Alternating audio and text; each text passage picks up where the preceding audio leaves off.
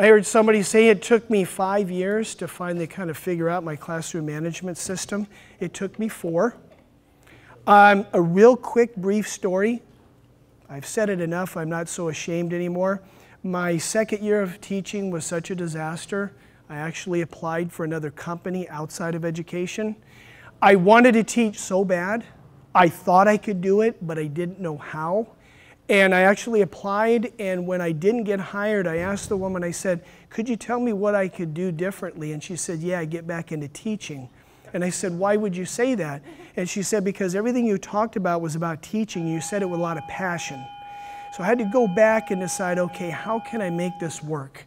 I'll tell you later, I'll end the story about how I got to where I am now. Because it wasn't all by myself in a corner trying to figure it out. It took a lot of people and a lot of hard work to build the system that I had that Jake has now taken over. And we keep in touch, and I keep making sure that he stays on track. All right, here's the video. So this woman is talking about those 5 words.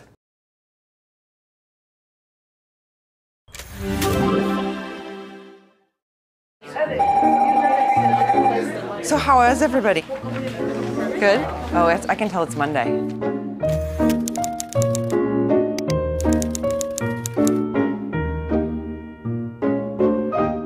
If there is not a culture of learning where students feel energized and valued and worthwhile, the learning's not going to happen. It's just not going to matter. What does your prototype need? Does that make sense? Okay. I want to empower them to become autonomous thinkers. Why do you think that they're starving? I want them to be asking questions. I want them to not just be fulfilling a task, but having a very clear purpose to making sure that this experience and the culture can support it.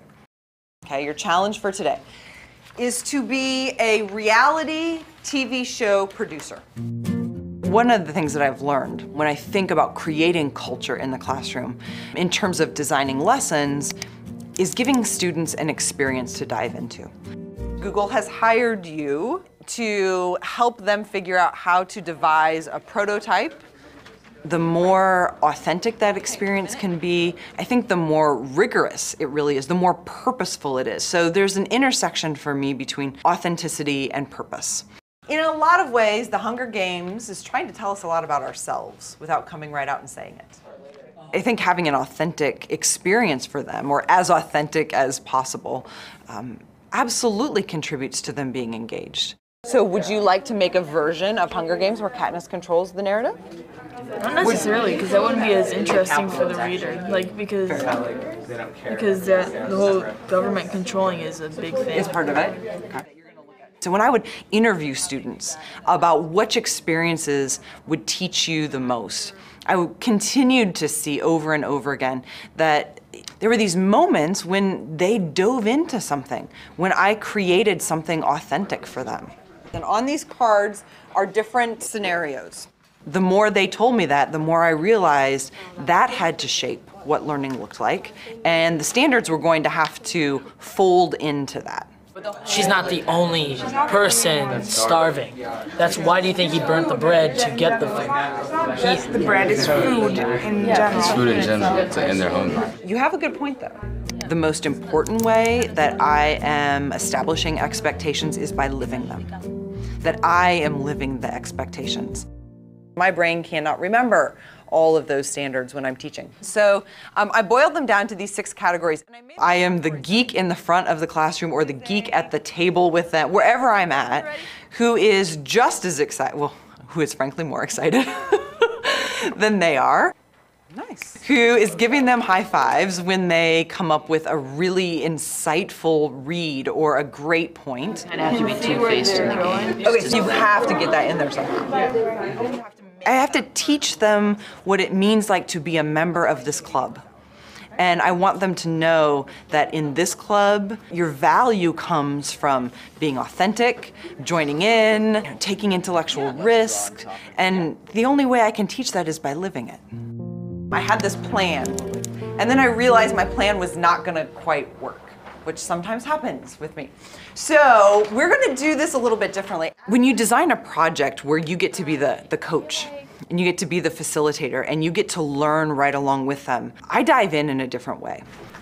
So is there any part of this prototype that's then connected to the crowd? It's very different than running a classroom or knowing the right answer. How do you explain passion? All right, so what is passion? I'm taking notes about their questions, and I am asking questions, and they're making me think about what they came up with in different ways. So it's so much more collaborative, and I'm a learner too. I'm learning right along with them. Yeah. Do you have any other questions for us? I do have a question. So I know that I have designed a good project when I feel as invested as a learner as they are. In order to get out of class today, I want you to write on the front something new that you learned. I don't know about you, but I'd like to be in her class. If you notice, really, if you think about it, you talk about control, she had it. She had discipline there. She had engagement. I mean, they were engaged from the very beginning. But it was almost like the students were in charge. They were in charge of their own learning. Now, make no mistakes about it. She was running the show, right? In my classroom, the buck stops with me, right? It's a benevolent dictatorship.